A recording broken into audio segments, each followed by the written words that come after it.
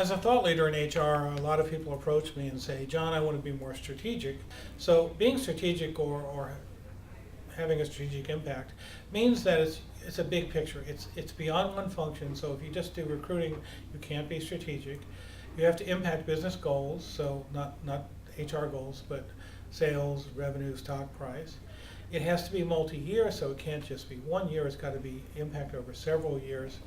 And last, it's got to be external. It's got to also have an impact on the environment, on the competitor, something that shows that not just an internal action, but it has external impacts. So if you want to be strategic, first of all, what does it take? So I find it doesn't take brilliance or a whole lot of book learning or education. It takes courage or just balls.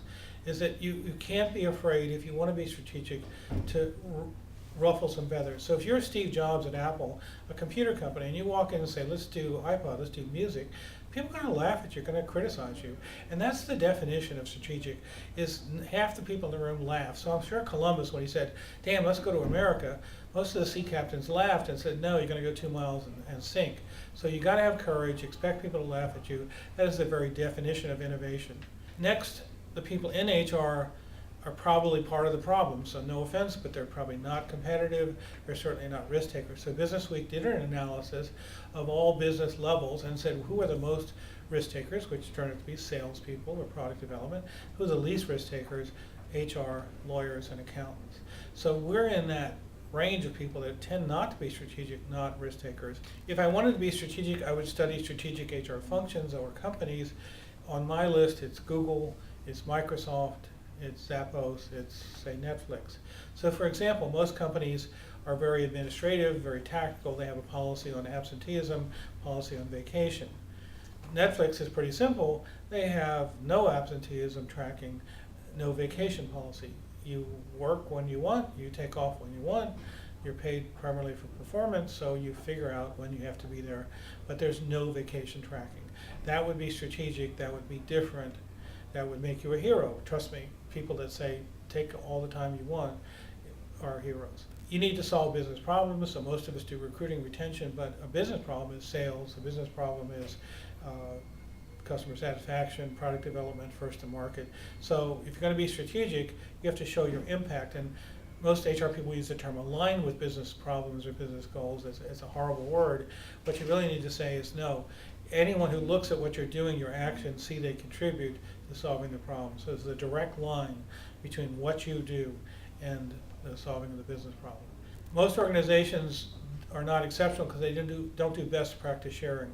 If I can only do one thing in HR, it would be best practice sharing. In a large organization, there are probably wonderful things going on, but they're in silos and people don't share them because they'll be afraid that it'll affect their performance or other people will stop them. So if you just did nothing else but put a wiki together or put a practice where you could share best practices, then problems would be solved faster and people would start doing it the best way quicker. Metrics, you always need metrics to improve. You have to, if you're going to be strategic, you got to have metrics. You have to aim high. So when strategic means a major quantum leap. If you're trying to improve 3%, you're not strategic. Strategic is 20%, 25%, maybe 50%. So you have to aim high, otherwise you're not strategic.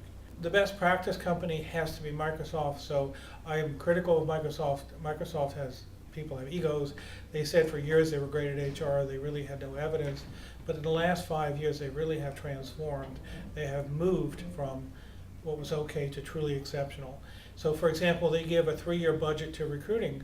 So instead of up and down cycles that traumatize HR departments, they say, no, we're going to give you a 3-year budget so you won't suffer through it.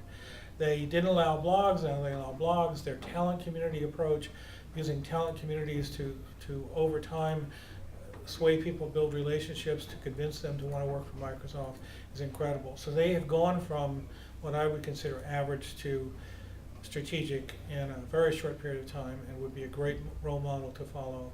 They have some great things in workforce planning and metrics, and they have made that transformation.